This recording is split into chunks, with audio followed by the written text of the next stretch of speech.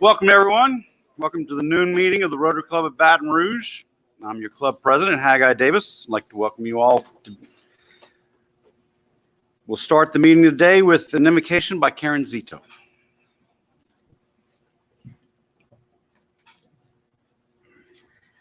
Let us pray.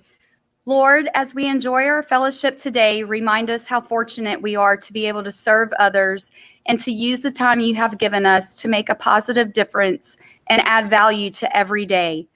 Open our hearts and minds, give us a clear understanding and a steady purpose to make the most of our individual differences and talents.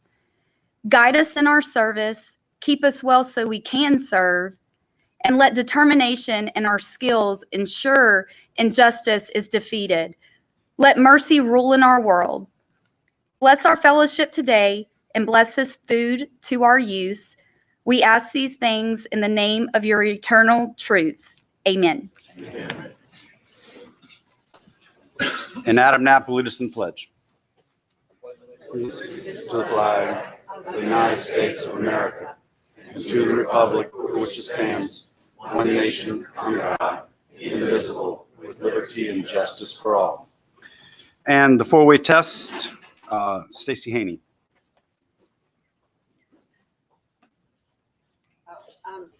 The four-way test. Is it fair to all concerned? Will it build goodwill and better friendships? And will it be beneficial to all concerned? Okay, we You're dead,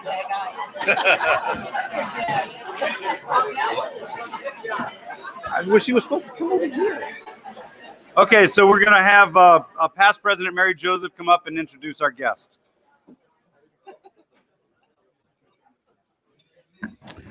We're so glad we have so many guests today, and I would like to introduce them and ask you all guests to stand and stay standing until we can welcome you all. We have two really special guests. We have Linda Lytle, who is the past president of the Granbury, Texas Rotary Club, and we have Sue Weaver, who is the past president of the Natchitoches Rotary Club. Other guests are Blair Bogan, John Billisully, Michael, you stand. I mean, some people follow directions, some people don't.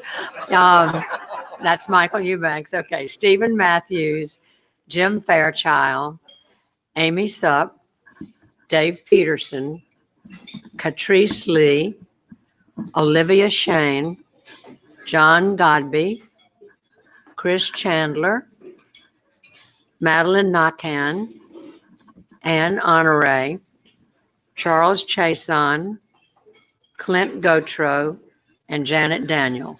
Welcome to all of our guests.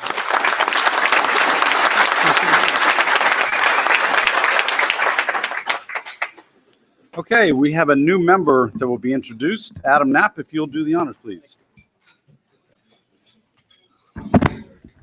Dr. Stacey Haney is the J.W. Anderson Professor in the Department of Political Science and serves currently as the Executive Vice President and Provost.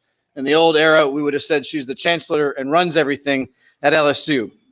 While at LSU, Provost Haney has also served in a number of other administrative positions, including Department Chair, Associate Dean, Interim Dean of the entire graduate school, Provost for Academic Affairs, and the Dean of the LSU College of Humanities and Sciences. Provost Haney studies judicial politics when she's not running everything. She also is a researcher and thinker in the world of comparative appellate decision court making, with a special emphasis on the legal systems of South Africa, and published a book called Judging in Black and White Decision Making in the South African Appellate Division from 1950 to 1990, which is going to be fascinating to learn more about as we get to know you. That explores the decisions of judges in the apartheid era of South Africa.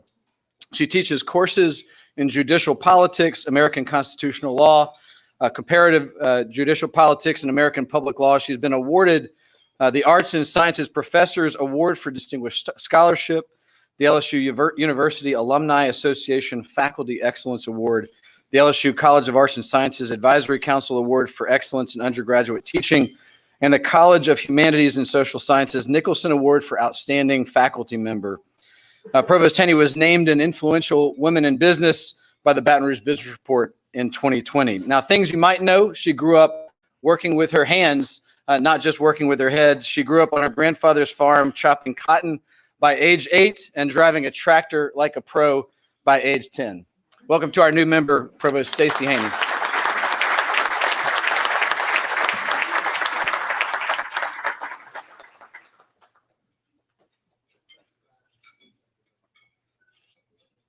Awesome. Okay, today's head table from my right, your left. Adam Knapp, President, CEO of the Baton Rouge Area Chamber. Stacy Haney, our newest member. Barbara Autan, Executive Director, Alzheimer's Services of the Capital Area. Lane Dodd, Vice President, Commercial Relations Manager, Home Bank. I'm Haggai Davis, your club president. Adrienne Slack, our speaker, who will be more formally introduced in a few minutes. Fred Dent, Principal at Dent Wealth Advisors. And Karen Zito, President and CEO, the Home Builders Association of Greater Baton Rouge. Your head table.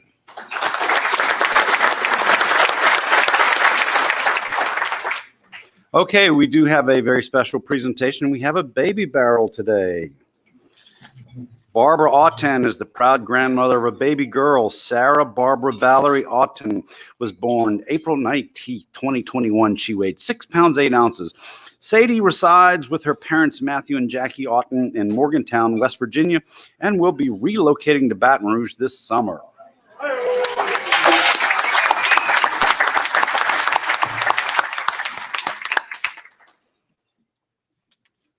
Okay, going to start off with the door prize for those Rotarians. 77 Rotarians attended their first meeting in the month of May, and they were all entered into the drawing. And we'll put that up here on the screen here in a moment and spin the wheel. Tap maybe the space bar. But it's not on the screen. There we go. And Carl Stages apparently it's spun already. Is that what you're? All right. Congratulations, Carl. Carl won. You won. Yes, Carl. The good news is it wasn't me pulling the name out, so blame. No, I'm just kidding. Where are we today? Let's see. So far, we've had a total of 232 Rotarians that have attended a meeting since our first meeting back overall. So that's really a good sign that Rotary is back. And I'm so glad you all are here. Offsite Fellowship is coming up June 30th. Please do sign up. The notifications went out last week. We want everything by Monday, this June 7th, to get signed up so that those folks who are going to be hosting will know how many people will be there and to be ready. So if you have not signed up yet for offsite, please do so.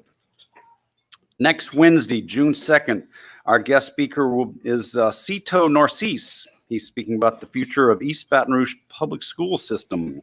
So that'll be exciting.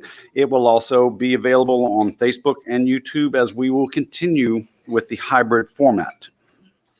That all being done, Fred, if you will come introduce our speaker.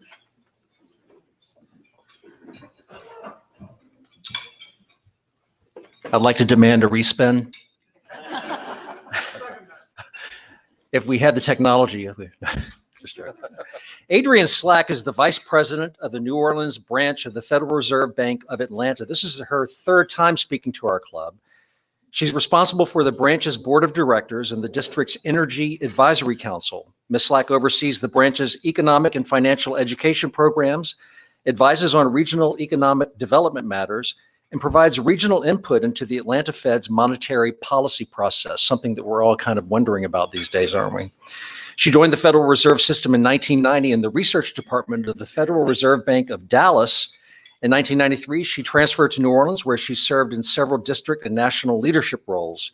She was raised in Mississippi. She received a Bachelor of Science degree in Business Administration with a concentration in economics from the University of Southern Mississippi, and also completed the Dartmouth Executive Development Program. Rotarians, please welcome Adrienne Slack.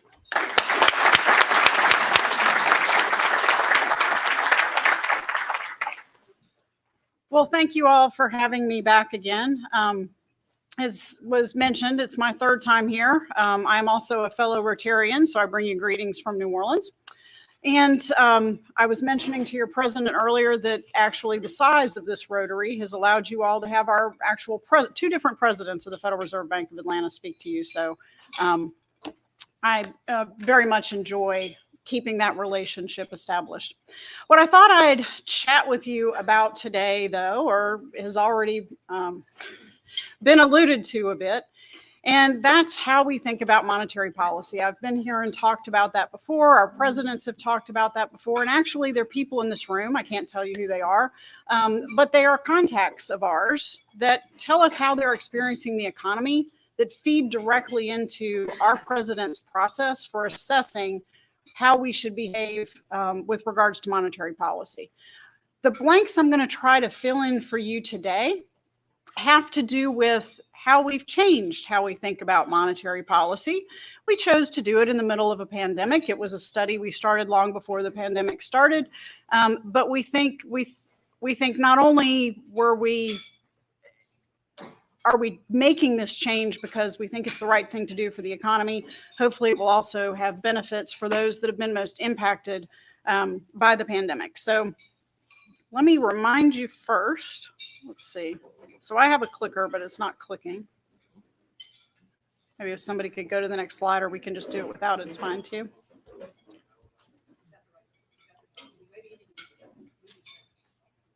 Okay, so this is a slide that shows you who our Board of Governors is. So these are some of the people that make the decisions about interest rates. And if you go to the next slide, you'll see the other 12 people that, okay, I'm not sure if it's him or me, but okay, good. These are the other 12 people that help make those monetary policy decisions that I talked about. So what is it that we have changed?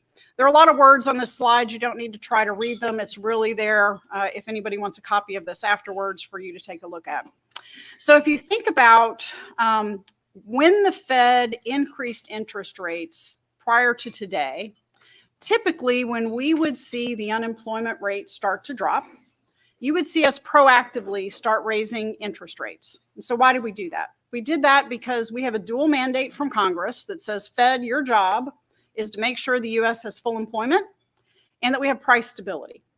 How we accomplish that from the Federal Reserve's position is through monetary policy and those interest rate decisions. So typically we are increasing interest rates to tap on the brakes of the economy, to keep it from getting too hot, to keep inflation from getting too hot. And we decrease interest rates. For example, like when there's a pandemic, it came to be a handy thing to do to ensure that you all could continue conducting business.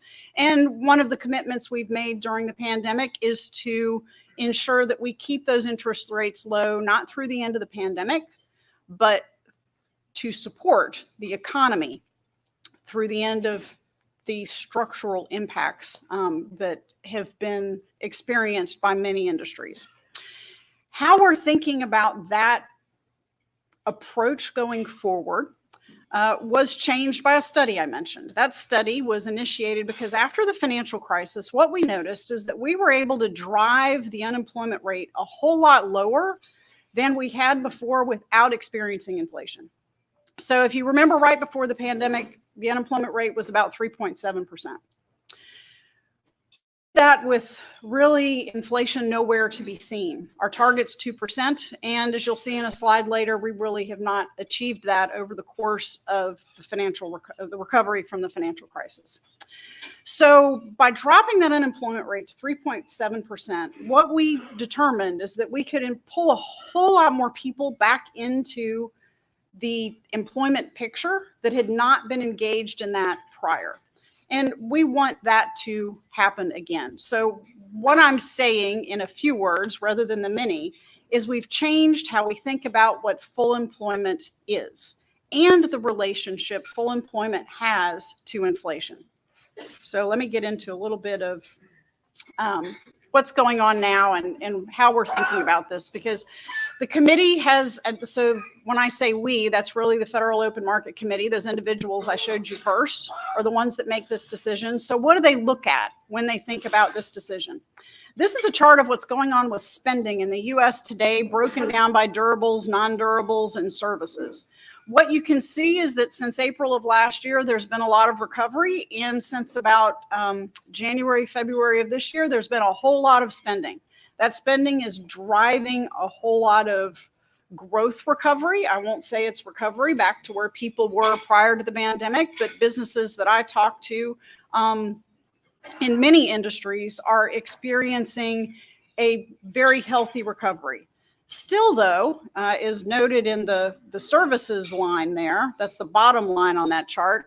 And services are just an example. There are many other industries that are not experiencing that same level of recovery through the spending that's going on now. But that spending is important because it's driving a number of things.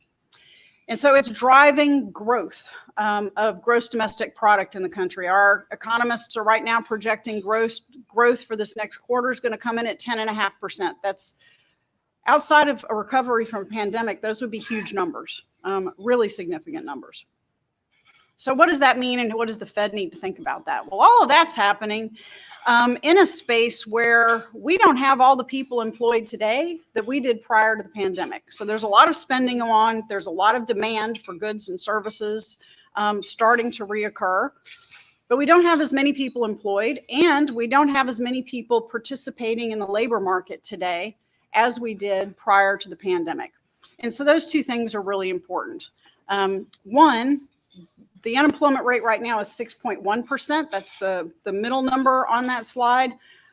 The unemployment rate above that of 10.4% includes a number of people that are not in the civilian unemployment rate. It's a broader range. It's how we measure and include people that want a job but can't find one and don't meet the definition of being actually in the active labor force because they've been out too long.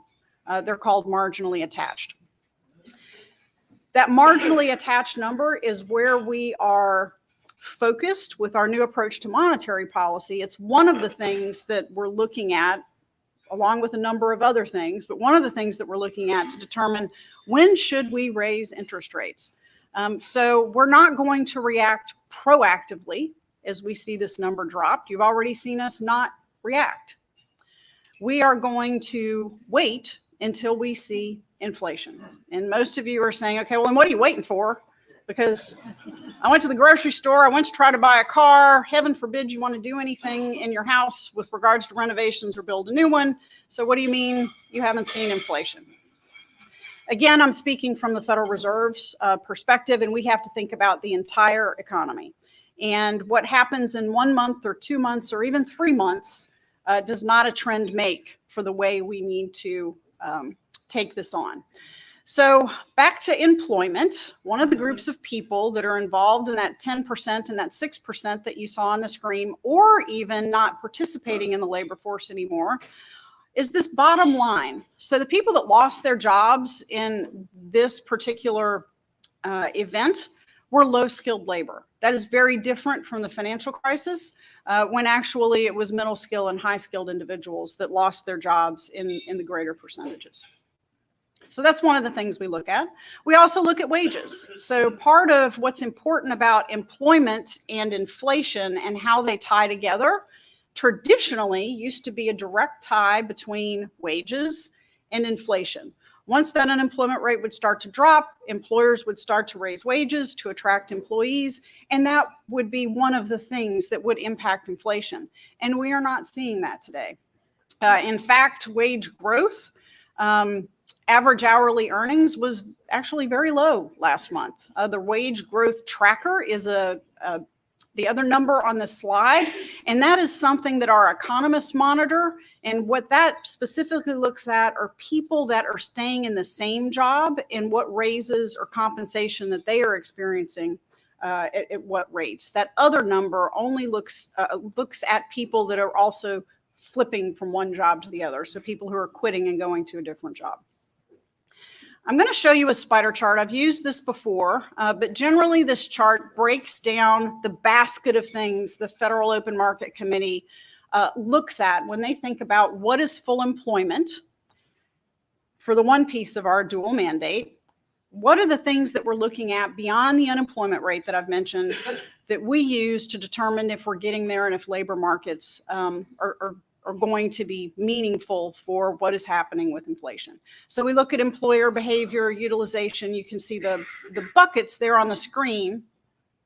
This wheel or web that I've put in the middle is normally color coded. It's a little tough to see on here, but generally the sections of this chart and the individual indicators around it tie to those buckets. So we're looking at things like wages, employer behavior, employee behavior, for example. The important thing to note on here, so the other two lines on there have to do with the financial crisis. The one nearest the middle is the bottom of the financial crisis. So when you get close to the middle, think of that as 0. That outer circle is 100%. The bluish line in the middle is how the employment market was behaving prior to the financial crisis, just prior to that in 2007. Where we are today is that orange line on there. And it doesn't look much like a circle. It looks like a very odd shape because of all of the things I'm sure you all are experiencing either in your businesses or when you go out and visit a restaurant or the grocery store. There are lots of job openings. Employers are unable to fill positions. People are quitting their jobs at high rates and going to other ones because employers are beginning to engage in some regionally, not for the whole country, but there are regions of my territory that I traverse where there's a bit of a wage war, if you will, going on. I'll pay you 25 more cents if you'll come over here. I was in Florida recently. There was a gas station closed because their employee didn't show up that day. He'd gone to work for the gas station across the street. Again, that's regionally, it's pocketed. And we need to look from a national perspective, but these are all of the things that we think about and the Federal Open Market Committee thinks about that we hear from our business contacts that tell us what's happening now and how you all, most importantly, are changing your behavior to adapt to it. So it tells us things about where might growth be going, where might the labor market be going, what are you doing with your prices? That feeds directly into inflation, and those are important things for us to understand. So that's the employment piece. Back to my where is inflation today, and why am I telling you that it's not time for us to raise interest rates yet? Really, that's described on this chart. So the Personal Consumption Expenditure Price Index. It's a mouthful, but it's the index that is one of the things that we look at to determine what is happening with inflation. We have a 2% target on this particular measure, which means that the Federal Open Market Committee believes that 2% is the rate of inflation that is healthy for this country and this economy to sustain, to ensure that we have continued growth of our economy that employs people, that tie back to our full employment mandate. On this slide, if you look at where the bottom line, that bluish purple one that kind of bottoms out in 2015, 2016, that has to do with oil that I'm sure most of you in this room are very familiar with in that time frame. But I point out that line because we'll think of that as fully loaded.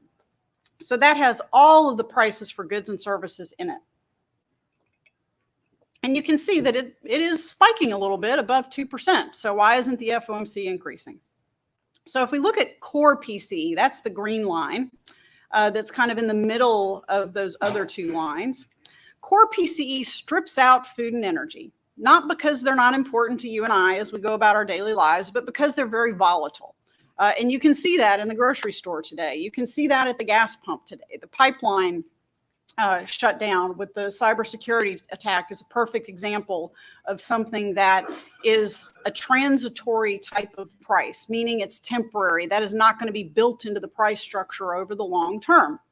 So economists strip that out to take a look at what's happening to the rest of prices. And that line, while spiking, is not above 2%. And then we look at trimmed mean PCE. So this is actually a pretty neat measure, but it's named by an economist, if you couldn't tell.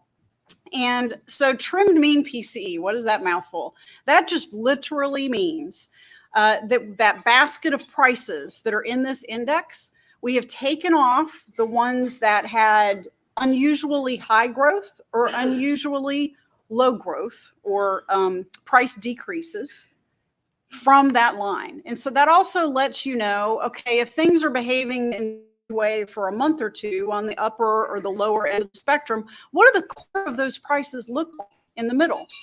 And again, that's a very different picture. That is not only below 2%, it does not have that spike upward trajectory on it. I will tell you that the FOMC is watching this very carefully, because the voices I hear from businesses across the 4 states where I visit with business leaders, I hear very loudly about what is happening with prices. It's not from everyone, I will tell you. Where I hear it very loudly, and you can see it in their behaviors. They are increasing prices and passing them on to their customers. They are building additional profit margin into those price increases and passing them on to their customers. When I dig down and say, okay, what does this mean once we get through the pandemic and the supply and demand settle out? First of all, do you think that'll happen? Do you think supply and demand are going to settle out? And if you do, when? So most people agree it'll settle out. They don't agree on when. So that answer might be 6 months from now. It might be 24 months from now, depending on the industry they're in and what they're experiencing. The other thing they tell me is, we're not going to pull back on prices completely when it does settle out. Some of that's going to stay. It's going to stay from our suppliers, and it's going to stay from a profit margin perspective. So those are the types of feedback that myself and the other regional executives across our district actually personally provide to our president as he thinks about his responsibilities on that federal open market committee. He has said that the federal open market committee is going to need to be very nimble in this environment, because we don't know if what our contacts are telling us will come to pass. They're telling us a number of different things. It's our responsibility to take those things and analyze them and make our best judgment as to where those things are going. But we do know a couple of things. One, the committee is committed to the stance that I talked about earlier. That being not going to proactively react to interest rates. They are comfortable with this measure hitting 2%. Some of the members have even said publicly they're comfortable with it being above 2% for some time, because we've been below for some time, because they think it is so important for that other piece of our dual mandate, that piece that says full employment. We want to ensure that we are employing the bulk of the American public that wants to be employed. To reach into those sectors and those demographics that have not had those opportunities before. Specific to this pandemic, people that have been hurt more by this pandemic, I mentioned, were low-skilled workers. In large margin, that is women and African American, Hispanic, and Asian. Those particular demographics, if you break unemployment down even further, are not recovering as quickly as the other demographics that I have not mentioned. So that's how the FOMC is changing what they're looking at. It's why they're changing what they're looking at.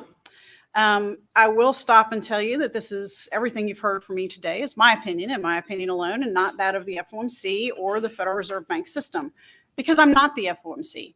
I can describe to you from my perspective what I see as their commitment, and I can describe to you how I have my role in that process, and that our president has his ears wide open. But I'm not the one to make those decisions. So what do the businesses think? Businesses think that, so we survey businesses. Not only do I talk to them, not only do we look at data, but we also survey businesses. And businesses do see inflation that looks much more like what was on that PCE chart. However, the FOMC, so these are their comments. every 4 times a year, the FOMC members individually turn in, when they head to those meetings in Washington, they turn in what they think. I happen to have the federal funds rate up here. They turn in what they think that rate is going to be. They also turn in what they think unemployment is going to be and growth. So each of those dots represents one of those individuals that I showed you a picture of earlier. And this is the federal funds rate, and those numbers are really hard to see on there. But what this chart is saying is that in 2021, none of the members right now, with what they know today, remember I said they were going to be nimble. If what they know today changes between now and the end of the year, their perspective will change. But with what they know today, they're not going to increase interest rates. Doesn't mean they won't, but that was a point in time. What do you think today? 4 of those members think it'll be time in 2022 and then even more in 2023. If you were to lay out these plots that they turn in 4 times a year, you will see these dots go all over the place, because the important thing to remember is this is not an average. These are individuals making individual projections, not predictions, but projections based on what they're experiencing from their region of the economy, those 12 Federal Reserve banks that I showed you earlier. So with that, if you want to, keep up with the Fed and see what data that we're looking at and taking on, we have a nice little app that will ping you on your phone if you don't have enough notifications. It's actually a pretty cool little app that tells you the facts and just the facts, and also provides you some of the Federal Reserve Bank of Atlanta indicators that I showed you today, the GDPNow and the wage growth tracker, if you're into those kinds of numbers. And that's my commercial for our economists in Atlanta. With that, if I can answer any questions, I would be happy to if I have a few minutes. You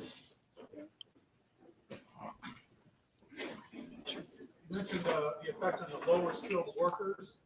Do you have, either personally or officially, do you have an opinion on the federal unemployment benefit increment? Is that causing that?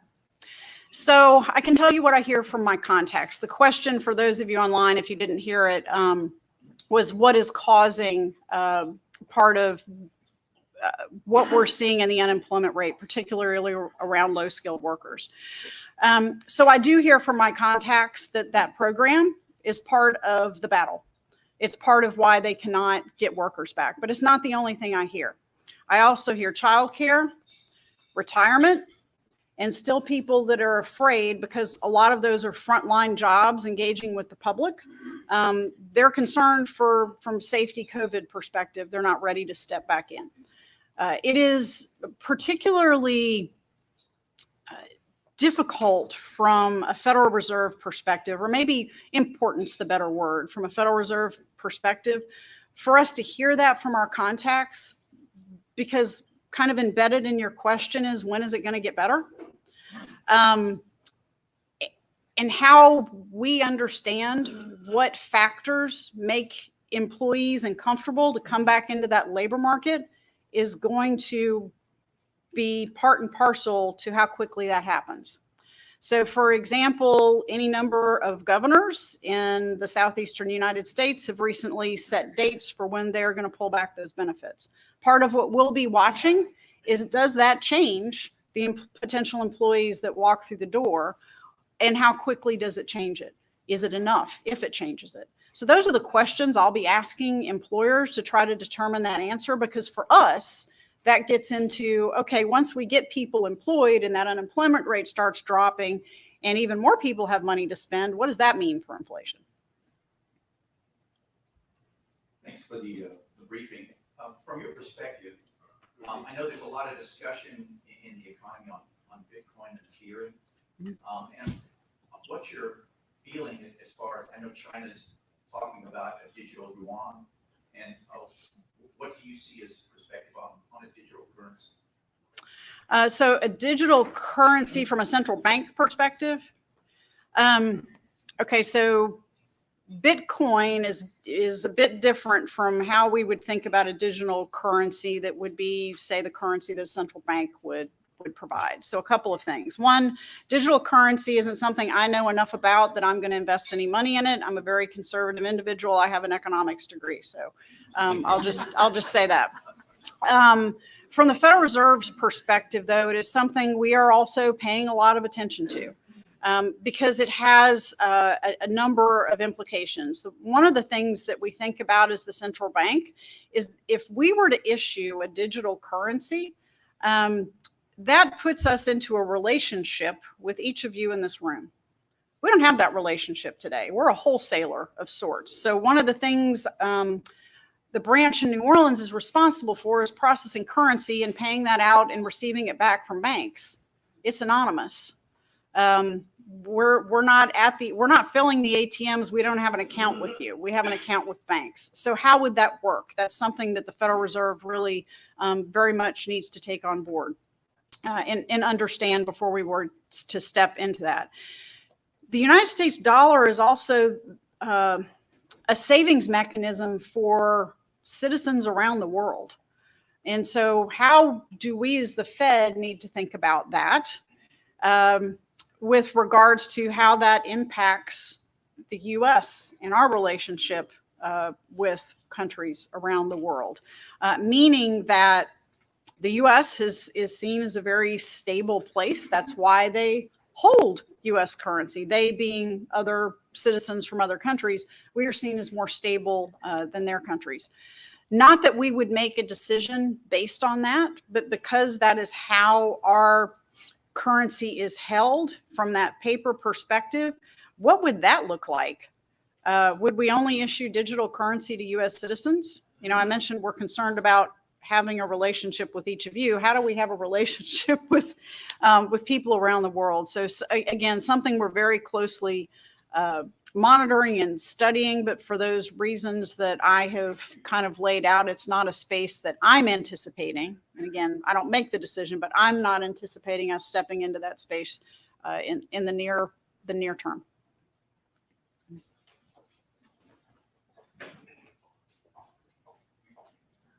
Obviously, there's a lot of pent-up demand as a result of people sitting at home for a year deciding what kind of projects they want to do. And as a person who's currently building a new house, I see a lot of that problem. With the proposals that are coming out of the Biden administration with respect to increased stimulus, obviously the amount of time it's going to take to get back to whatever normal is going to be extended. What do you see for the foreseeable future with respect to the economy hopefully leveling out back to a pre-pandemic level of supply and demand?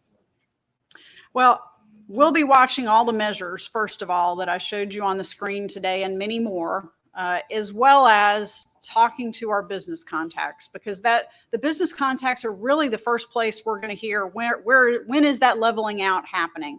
I will hear from a business contact long before we see it in the numbers when things start to settle. I don't have the answer to when.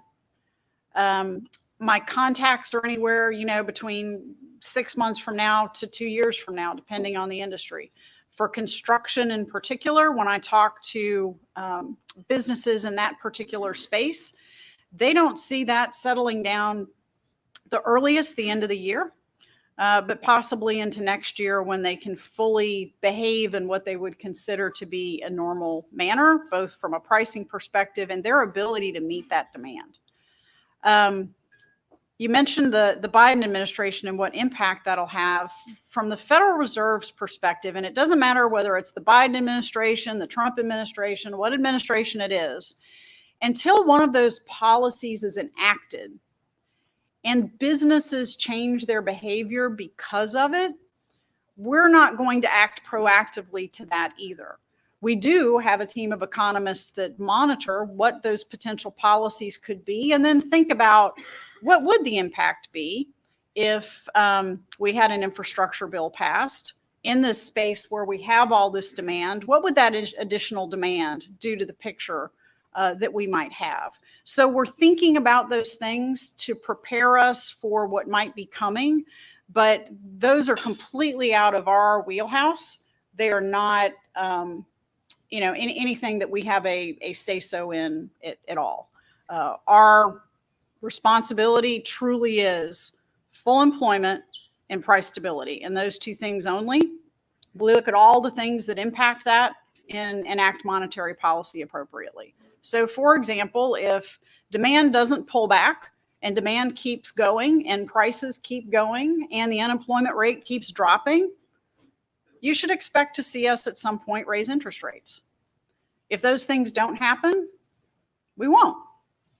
But the when is something that is not only difficult for you all to kind of wrap your heads around, it's something that we on a daily basis continue to wrap our heads around with input from our businesses and our economists as they make those decisions. So I don't have a win for you.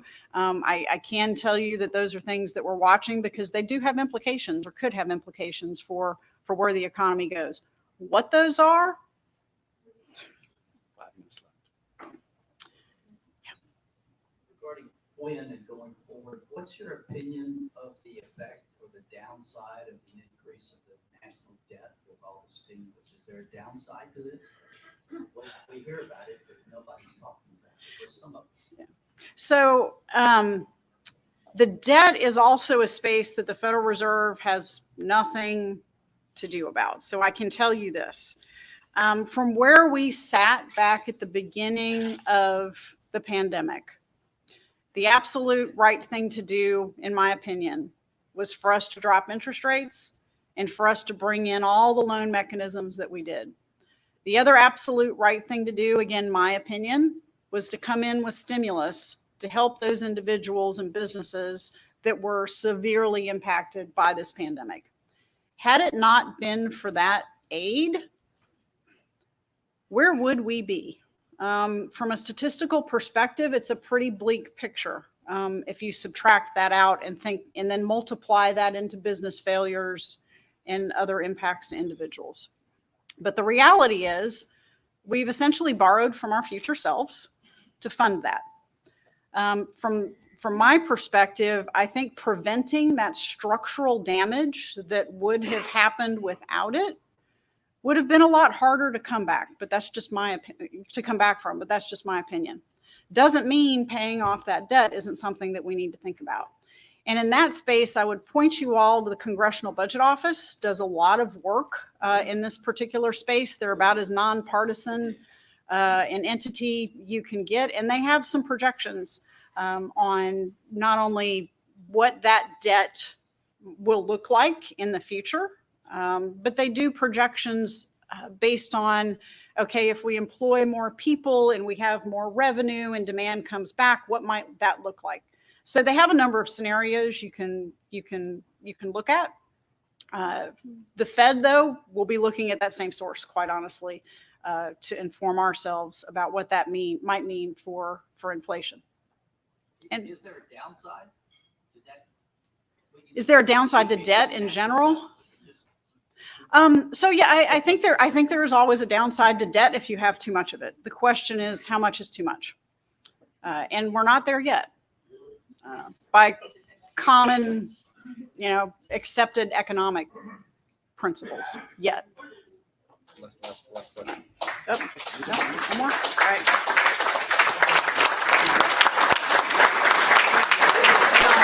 Meeting adjourned.